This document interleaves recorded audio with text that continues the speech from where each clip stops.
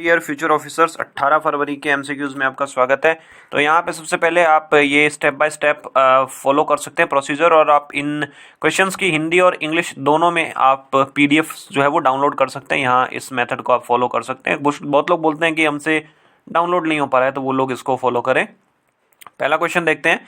पहला क्वेश्चन दिया है कि ये जो काटसा जो है वो recently seen in the news, ये क्या चीज़ है। चार हमें ऑप्शन दिए और चारों ही यूएस से किसी ना किसी तरीके से रिलेटेड है। काटसा की फुल फॉर्म देखिए क्या होता है, countering America's adversaries through sanction act. इसकी फुल फॉर्म ही जैसे हम देखेंगे तभी हमको समझ आ जाएगा इसका आंसर। ठीक है, स्टिल हम देख लेते हैं इसका आंसर क्या है। इसका आंसर बी है कि भाई इस काटसा के थ्रू अमेरिका क्या करता है, यूएस क्या करता है, ईरान, नॉर्थ कोरिया और रशिया पे सैंक्शंस या प्रतिबंध लगाता है। ईरान, उत्तर कोरिया और रूस, ये माना जाता है कि अमेरिका के सबसे बड़े जो मतलब आप बोल सकते हैं दुश्मन है, ऐसा है। हालांकि चाइना भी आजकल जो है वो अमेरिका का मतलब ठीक ठाक रिलेशन नहीं है अमेरिका के साथ चाइना का, लेकिन चाइना अभी भी उसे अपना दुश्मन नहीं मानता है, अभी उसको कंपिटिटर प्रतिद्वंदी ही मानता है। तो इस काटसा के थ्रू क्या है, ईरान, नॉर्थ कोरिया, रशिया के ऊपर जो है वो प्रतिबंध लगाता है। ये हमारे लिए इंपॉर्टेंट क्यों है, इंडिया के लिए इंपॉर्टेंट क्यों है? देखिए, इंडिया जो है अभी रिसेंटली रूस से S-300 जो है मिसाइल सिस्टम खरीदने वाला है। ये मिसाइल सिस्टम जो है अपने आप में एक गेम चेंजर जो है वो साबित होने वाला है हमारी डिफेंस फोर्सेस के लिए। बट हम रशिया से खरीदेंगे तो हो सकता है ना कि अमेरिका वाले हम पे जो प्रतिबंध लगा दें। ठीक है, कि भाई हाँ, मतलब हमने रशिया के साथ डीलिंग की है, इस वजह से अमेरिका जो है हम हमारे इंडिया के ऊपर भी प्रतिबंध लगा दें, और बहुत सारे देश हैं वो फिर से हमारे साथ कोई ट्रेड, कोई व्यापार, कुछ चीज़ें नहीं करेंगे। इस वजह से ही हमारे लिए इम्पोर्टेंट है। क्वेश्चन नंबर 2 देखते हैं। क्वेश्चन नंबर 2 जो है वो यूएनएफसीसी से रिलेटेड है। ये United Nations framework convention on the climate change, ये तो बहुत इंपॉर्टेंट है, ये आता ही रहता है जो लोग एनवायरनमेंट पढ़ते हैं। पहला दिया है कि इसका जो मेन टारगेट है वो है कि जो ग्रीन हाउस गैसेस हैं उनको कंट्रोल किया जाए, ताकि जो हमारा जो मतलब इतने ग्रीन हाउसेज जो इस लेवल तक ना पहुंच जाए कि जो ह्यूमन है उसका एग्जिस्टेंस ही खत्म हो जाए, मतलब मानव का जो जीवन है वही इस पृथ्वी से खत्म हो जाए। दूसरा दिया है कि ये यूएनएफसीसी में क्या है कि ये बाइंडिंग लिमिट्स सेट करता है कंट्रीज के लिए, कि भाई आपको पर्टिकुलरली इतना % जो है वो गैस का जो एमिशन उत्सर्जन है उसमें आपको कटौती करनी पड़ेगी, इस तरीके से। तीसरा दिया है कि इसके पास यूएनएफसीसी के पास कुछ स्पेशल जो है वो एनफोर्समेंट मैकेनिज्म्स अवेलेबल हैं कि ग्रीन हाउस गैसेस को कैसे कम करें। हमें करेक्ट स्टेटमेंट बताना है, कौन सा स्टेटमेंट करेक्ट है। तो कंप्यूटर जी जल्दी से बता दीजिए कौन सा स्टेटमेंट करेक्ट होगा। कंप्यूटर जी बोल रहे हैं कि पहला स्टेटमेंट ही सिर्फ सही है, तो ऑप्शन ए सही हो गया। ठीक, रीजन क्या है देखिए इसका सही होने का। ऑप्शन नंबर ये स्टेटमेंट तीसरा देखिए, इसमें बोलना है कि यूएनएफसीसी के पास अपने पास खुद के पास कुछ ऐसे मैकेनिज्म अवेलेबल है, उपलब्ध है, जिससे कि जो ग्रीन हाउस गैसेस हैं उनको टैकल किया जा सकता है। ये स्टेटमेंट बिल्कुल गलत है। रीजन क्या है, इस यूएनएफसीसी के पास कोई मैकेनिज्म अवेलेबल नहीं है। ये बस मेंबर कंट्रीज को बोलता है आप कोई एग्रीमेंट कर लो, कोई प्रोटोकॉल बना लो, जैसे कि क्योटो प्रोटोकॉल हमने बनाया है, इस तरीके से बोलता है कि आप कुछ करो एनवायरनमेंट को, पर्यावरण को बचाने के लिए। दूसरा स्टेटमेंट जो दिया है वो दिया है कि ये इंडिविजुअल जो कंट्रीज हैं उनके ऊपर बाइंडिंग लिमिट सेट करता है। ये गलत है, ये कोई बाइंडिंग लिमिट किसी के ऊपर भी सेट नहीं करता है। ठीक बात है, ये बस कंट्रीज को बोलता है कि आप वॉलंटरी अपनी स्वेच्छा से जो है आप जितनी कटौती करना चाहें उतनी कर सकते हैं। जैसे भारत भी कुछ कटौती बोल के आया है, 33% और 40%, इस टाइप से कटौतियां बोल के आया है। 2 डिफरेंट कटौती भारत ने बोली थी।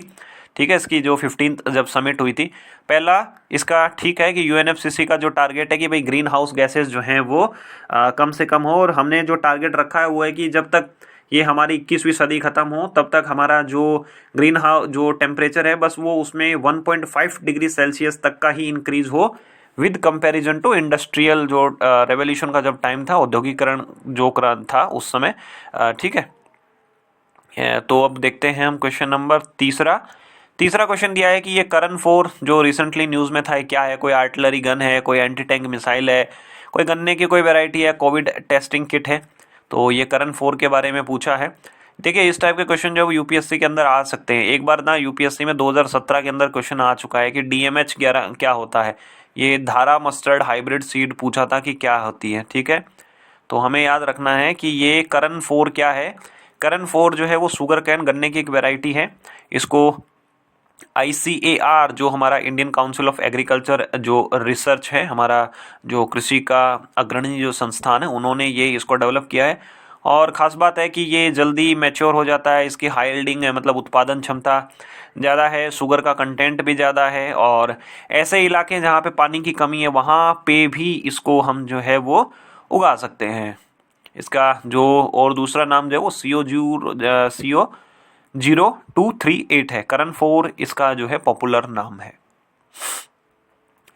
अब देखिए alignments seen is news recently is a alignment, जो कि अभी हाल ही में न्यूज़ में था। क्या चीज़ है? क्या ये कोई मैलवेयर है या कोई सोशल मीडिया प्लेटफॉर्म है?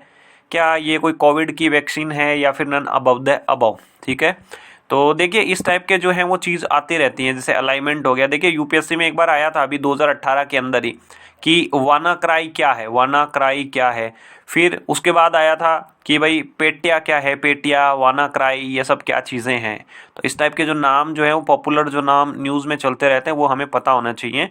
तो ये अलाइनमेंट क्या है? देखिए ये अलाइनमेंट जो एक सोशल मीडिया प्लेटफॉर्म है, ठीक बात। तो ये भारत ने डेवलप किया है सोशल मीडिया प्लेटफॉर्म। हालांकि ये चीज़ एक दो चीज़ें इसमें ध्यान रखनी है। पहला तो ये है कि इसको हम भारत सरकार ने नहीं किया है, किसी भी गवर्नमेंट एजेंसी ने इसको डेवलप नहीं किया है। इसको एक प्राइवेट जो एजेंसी है उन्होंने डेवलप किया है। और ये भारत की पहली सुपर ऐप है, ऐप नहीं है ये, मतलब बोल सकते हैं कि ये एक सोशल मीडिया प्लेटफॉर्म है, लेकिन ये सुपर ऐप है। इसमें मल्टीपल काम हो सकते हैं, जैसे व्हाट्सएप जैसे फीचर भी है इसके अंदर, फेसबुक जैसे भी फीचर है। That's why it is a super app. Alignments, ठीक है, एलिमेंट्स, अलाइनमेंट, जो भी आप इसको प्रोनाउंसिएशन जैसे भी करना चाहें, सरकार ने नहीं बनाया, ना ही गवर्नमेंट की किसी एजेंसी ने इसको बनाया। इसको प्राइवेट जो एक एजेंसी है उसी ने बनाया है। क्वेश्चन नंबर 5 जो हमें दिया है वो national Ganga river basin authority से दिया है। दो स्टेटमेंट दिए हैं कि पहला तो ये है कि इसको गंगा प्रोटेक्शन एक्ट 2002 के अंदर बनाया गया है। दूसरा ये है कि इसका काम क्या है कि जो आजकल जो मिशन चल रहा है कि भाई गंगा नदी को जो है साफ, स्वच्छ, एकदम निर्मल बनाना है, निर्मल अविरल धारा जो बनानी है, उसके लिए गंगा रिवर बेसिन अथॉरिटी क्या करती है, पैसे देती है और एक्टिविटीज़ को जो कोऑर्डिनेट भी करती है, समन्वय करती है उनके बीच में। तो हमें करेक्ट स्टेटमेंट जो है वो हमें बताना है। कंप्यूटर जी जल्दी से बता दीजिए कौन सा स्टेटमेंट इसमें करेक्ट होगा। कंप्यूटर जी बोल रहे हैं कि सेकंड जो स्टेटमेंट है वो सही है। देखिए ये national Ganga river basin authority जो है वो इसका पुराना नाम है, अभी इसका वर्तमान में जो नाम है वो नेशनल गंगा काउंसिल है, ठीक है। तो अगर हम बात करें तो इस national Ganga river basin authority का हाल ही में कोई एग्जिस्टेंस नहीं है, इसको ये मतलब रिप्लेस हो गई है। नेशनल गंगा काउंसिल जो है वो नया इसका नाम है। और ये गंगा प्रोटेक्शन एक्ट 2002 के अंदर नहीं बनती है, ये जो हमारा इन्वायरमेंट प्रोटेक्शन एक्ट 1986 वाला है उसके अंदर बनती है। सेकंड जो स्टेटमेंट दिया है कि इसका काम जो है कि भाई जो मोदी जी का जो जो मतलब एक मिशन है कि भाई गंगा को हमें एकदम साफ कराना है। और मोदी जी जो है वो अभी बनारस वाराणसी से मेंबर ऑफ पार्लियामेंट सांसद है, तो उसके लिए भी उनका एक बहुत बड़ा इसमें रुचि है इस प्रोग्राम में। तो ये national Ganga river basin authority, इसका नया नाम नेशनल गंगा काउंसिल। इसके चेयरमैन जो है प्रधानमंत्री जी होते हैं। और इसका काम ये है कि भाई कोऑर्डिनेट करना कि भाई कहाँ कहाँ सफाई हो गई है गंगा की, ये और कब कितने पैसे रिलीज़ करने हैं ये, ठीक है। और ये सारी चीज़ें हैं इसमें। तो ये यहाँ पे आप इसके डिटेल्ड एक्सप्लेनेशन देख सकते हैं। और जो ओनली आईएएस की तरफ से जो प्रोग्राम चल रहा है कि टारगेट प्रीलिम्स 2021, हम जिसमें अपने रिवीजन वीडियो एमसीक्यूज़ के थ्रू जो हमारा जो टॉपिक्स हैं उनका रिवीजन करते हैं। तो आज उसमें इन्वायरमेंट का जो है वो रिवीजन होगा और टॉपिक जो है हमारा रहेगा फंडामेंटल्स ऑफ इन्वायरमेंट। इस टॉपिक को आप पढ़ने के लिए उड़ान जो बुकलेट है ओनली आईएएस की तरफ से, जो प्रीलिम्स के लिए स्पेशल बुकलेट है, उसको आप फॉलो कर सकते हैं। और ये उड़ान वाली जो इन्वायरमेंट की बुक है, आपको टेलीग्राम पे जाना है, only IAS nothing else. Telegram पे जैसे ही जाएंगे आपको ये बुक वहाँ से PDF फॉर्मेट में उपलब्ध हो जाएगी, तो वहाँ से आप डाउनलोड करके इस बुक को पढ़ सकते हैं। तो ये आज का हमारा टॉपिक रहेगा शाम का, जो MCQs के थ्रू हम अपने टॉपिक्स को जो रिवाइज कर रहे हैं अपनी प्रीलिम्स 2021 के लिए। साथ ही आप हमें कमेंट करके ज़रूर बताइए कि आज आपके कितने सवाल सही हुए हैं, कितने गलत हुए हैं, कितने आपने छोड़े हैं, या ऐसे कौन से सवाल है जिसमें आप 50-50 ऑप्शन आपने कर दिए, या ऐसे सवाल जिनको आपने सिली मिस्टेक की वजह से गलत हो गए, या ऐसे कितने सवाल रहे हैं आपके जिनमें आपको कोई आइडिया ही नहीं था कि भाई मैं इसको कैसे करूं।